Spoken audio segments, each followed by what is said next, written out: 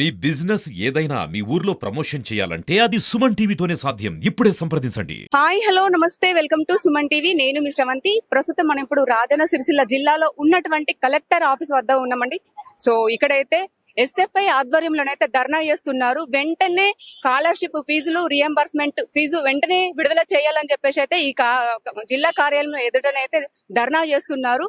So మనమైతే ఇక్కడ చూడొచ్చు, చాలా మంది విద్యార్థులు కూడా వచ్చారు, విద్యార్థి సంఘాల వాళ్ళు కూడా వచ్చారు. సో మనం ఒకసారి వార్తలు కూడా మనం మాట్లాడతాం.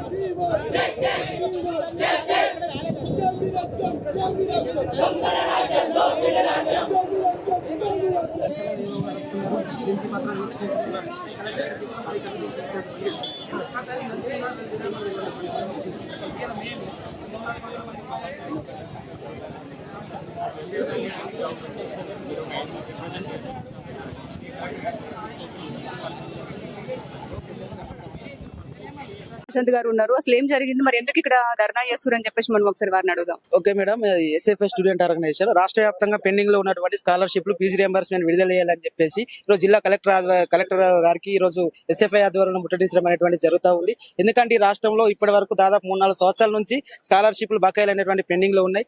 8,000 కోట్ల రూపాయలు ఈ రోజు పెండింగ్ లో ఉన్నటువంటి పరిస్థితి ఉంది. అవి రాకపోవడం వల్ల ఈ రోజు విద్యార్థులు ఇబ్బందులు పడతా ఉన్నారు. అప్పులు చేసి సర్టిఫికెట్ తెచ్చుకున్నటువంటి పరిస్థితి ఉంది. ఓవైపు ప్రైవేట్ యాజమాన్యాలేమో స్కాలర్షిప్లు రియంబర్స్మెంట్ రాలే, మీరు పై చదువులకు వెళ్ళాలంటే మీకు సర్టిఫికెట్ ఇవ్వమని చెప్పేసి యాజమాన్యాలు చెప్తా ఉన్నాయి. మరి ఆ స్కాలర్షిప్లు రాకపోవడం వల్ల ఈ రోజు సర్టిఫికెట్ లేకపోతే చాలా మంది విద్యార్థులు కూడా మధ్యలోనే చదువులు ఆపేసేటువంటి పరిస్థితి ఉంది. యాజమాన్యాలు సైతం ఎన్నెల్లేని విధంగా ఈ రోజు రోడ్ల మీకు వచ్చి ప్రైవేటు డిగ్రీ జూనియర్ యాజమాన్యాలు సైతం కూడా రోడ్ల మీకు వచ్చి ధర్నాలు చేస్తున్నటువంటి పరిస్థితి ఉంది. ప్రభుత్వం స్పందించాలి, పెండింగ్ ఉన్న స్కాలర్షిప్ ఫీజు రియంబర్స్మెంట్ విడుదల చేయాలని చెప్పేసి కూడా ఈరోజు రాష్ట్ర వ్యాప్తంగా ఉన్నటువంటి అన్ని జిల్లా కలెక్టరేట్ల ముందు కూడా ధర్నా చేస్తా ఉన్నాం. అందులో భాగంగానే ఎస్ఎఫ్ఐ రాజన్న సిరిసిల్ల జిల్లా కమిటీ ఆధ్వర్యంలో కూడా ఇక్కడ కలెక్టరేట్ ఆఫీస్ ముందు కూడా ధర్నా చేస్తాం. ఇప్పుడు కలెక్టర్ గారిని కలవడానికి వెళ్తున్నారా?